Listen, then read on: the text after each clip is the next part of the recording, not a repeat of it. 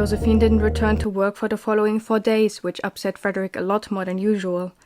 Dew assumed she stayed with her husband. Compared to himself, she actually had some kind of platonic bond with the dead man. Because of her absence, Tiana voluntarily took her early shifts, but left the shopping and groceries to Sean and Dew. The gentleman had shown the least reaction towards Charles' suicide, but when he went to the market with Dew, he insisted on visiting the graveyard. To no one's surprise, no stone had been erected for him, but the man in black immediately agreed on doing so after hearing the news, even without money in return. Dew secretly envied the man for his handling of the situation. Maybe it was because he, like most inhabitants of Bota, believed in reincarnation, which could mean a new and better life for someone as restless as Charles. It was on the 5th day that Josephine returned. She looked so much better than before, even a faint smile could be seen on her face from time to time. Dew still wasn't sure whether to believe Charles was guilty or not, but ended up with the conclusion that it couldn't justify his death either way. For himself, he planned on collecting flowers for the grave as long as he was still around, no matter if there was a body buried underneath the stone or not. Maybe one of the others would take over the gesture of remembrance at some point after Dew would leave the castle in its entirety, and the gravestone would not be overgrown and dirtied over time like the tomb of the young queen. For once it was a sunny afternoon when he and Josephine were finishing up the kitchen after work was done. Her humming and the lively splashing of the water as she cleaned the cutlery and plates filled the room, while Dew was sweeping the floor with a ragged broom. He had the sleeves pulled up to his elbows and the apron loosely around his waist as usual when Tiana wasn't around to make him self-conscious about all his flaws. A streak of blonde hair that didn't fit into the ponytail on his nape proceeded to fall into his eyes seconds after he brushed it behind his ear. He groaned in annoyance and fixed it to his head with a bandana while fantasizing about tearing it out. The moment he put the broom away, he heard Josephine invite him to dry the dishes with her.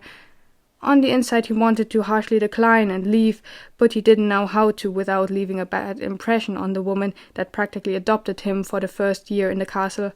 So he did what he was asked to, during which he determined the plan to spend the little bit of free time he had in his bed, reading. To his relief, it didn't take long before he could escape. During his way towards the staircase which connected all levels of the castle with each other, he heard voices rapidly approaching from behind him. As he threw back a glance, he recognized a sturdy man in the blue uniform of a middle-ranked general as being the direct supervisor of Avery, who was rocking right next to him. "Are you sure it has to be the whole unit?" Dew's friend asked, to which the general answered, "I am." "Are there no exceptions?" "The instructions didn't leave much room for interpretation," he sighed, as if Avery had asked the same question 1,000 times in a row.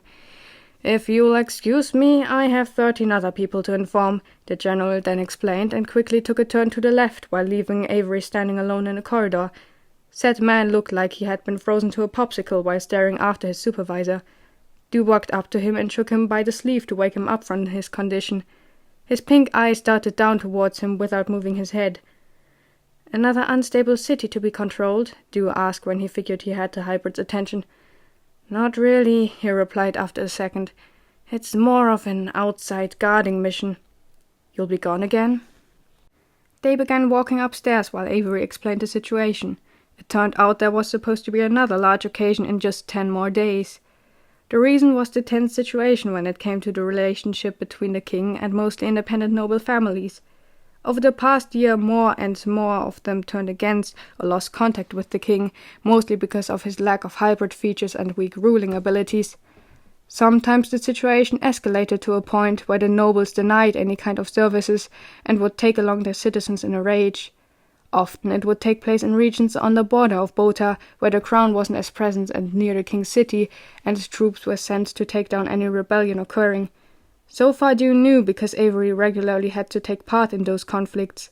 According to him, the following occasion would be an attempt to appease possibly religious rebels and old friends by inviting them to personal talks and festivities.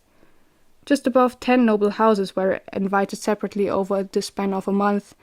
It would be the job of Avery's unit to guard the estate in which the high visitors would spend their short visit. Avery described this as being near a somewhat small city, about a waking day of walking time away from the castle. By a horse it would of course be less than 6 hours. "And where's the problem?" Dew asked after listening to his friend listing the news he had just received. "We usually stay here when there's anything important to be done," he stated. And they reached the door to their room and went in, locking it behind themselves. "It feels as if we act as a sacrifice," Avery sighed, but only left you with more questions. He expected something about staying where someone was familiar with, but not something about the rank in the Royal Military. He wasn't someone who cared about rising up. If he was being honest, he felt offended at the hybrid's reasoning. A military position, not the person he spent years with. He might have read Du's mind, because he quickly added, "It's not like I wouldn't prefer to stay with you. That's one of the reasons too.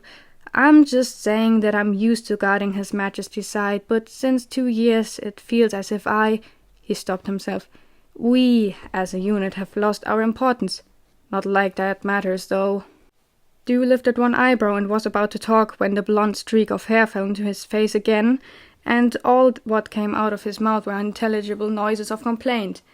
Avery laughed at the sight of Du trying to tuck everything back into order and offered, "Do you need some relief with this?" He ran his finger through Du's hair, which loosened even more hair out of the ponytail. Moments later, Du was sitting on the chair and stared out of the window while Avery was brushing countless knots out of his hair. "Tell me, why do you want to be at that occasion so bad?" Du questioned while trying to withstand the tearing on his scalp. Avery cleared his throat before mumbling, "I don't really do, but it's not all that important." "Sure, it's not like you went mum minutes ago," Du commented and let out a small ouch as the brush was leaving his hair again. His statement was answered with silence. He thought he understood. It was one of those countless personal reasons his friend never opened up about. A petal sailed down from the wild tulip and landed on the table. "You can be useful somewhere else. I'm sure you're only located there to make a good impression on the visitors. After all, they see having a hybrid in one's surrounding as a blessing. Praise the goddess and dance in circles. We have a walking miracle around us." He then tried to comfort his torturer, who finally put the brush on a table next to the flower pot. "Then I shall be their little attraction," Avery joked. "Still, what if they're unsatisfied with us?" He walked before him and eyed his face to think of his next steps. Having him stand there right before him, Du once again noticed what an imposing impression he could make on people, if not to say on Du himself, not only with his slightly above average height, but also wings that could probably fill out most of the room if he were to open them. Usually common people and guests saw him in uniform, and not in the light brown chemise reaching down to his middle upper legs, with short but wide sleeves and being held together with a belt around his waist, with a disinterested instead of a reserved and concentrated face. It hid what Du guessed was an athletic build from everyone.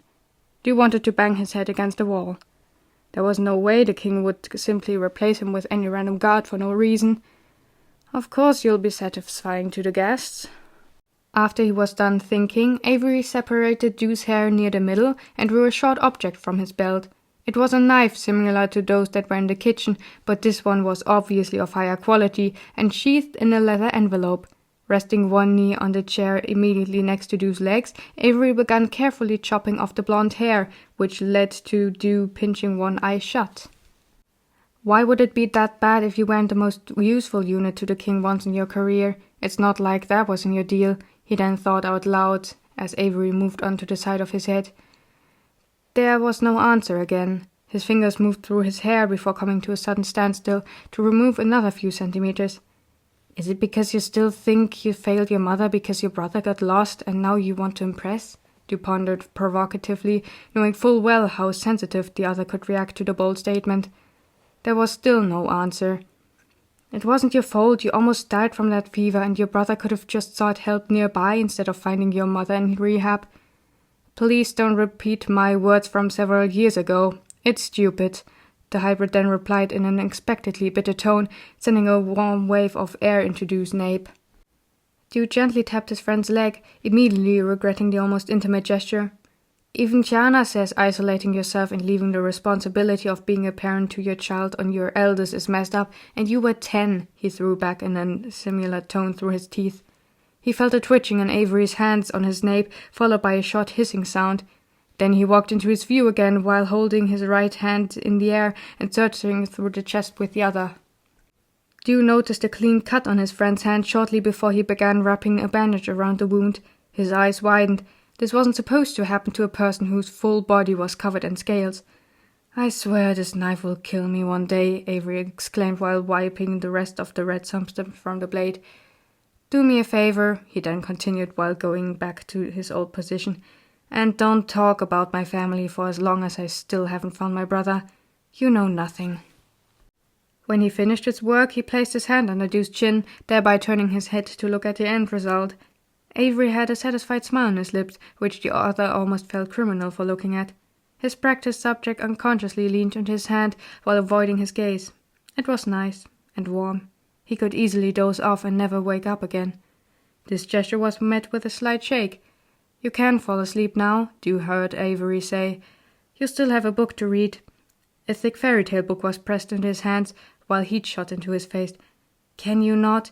Come on, please read me a bit. You haven't done that in a while, and your reading skills still need some small improvements, he teased, casually patting Dew's shoulders with both hands.